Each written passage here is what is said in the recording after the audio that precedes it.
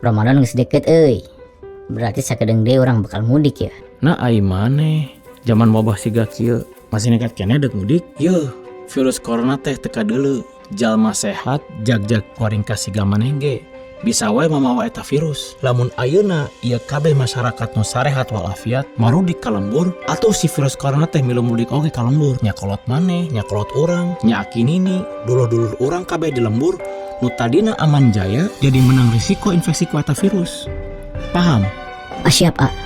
Ngomongkeun nu sekarolot mah risiko tinggi pisan. Apana nu marot teh lolobana lansia. Saha nu mawana? Nya urang-urang ieu nu ngarora keneh.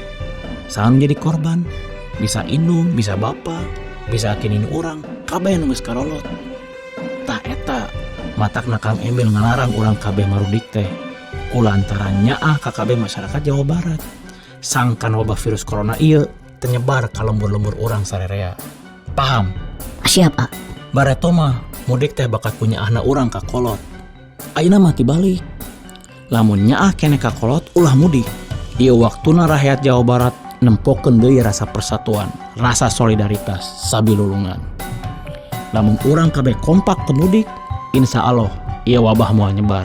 Kolot urang, akinini urang, jeung sakabeh dulur nu aya di lembur bakal salalamet. Mudah-mudahan we ku sauyunan jeung disiplina urang sadaya ieu wabah geura sirna. Amin ya rabbal alamin. Paham?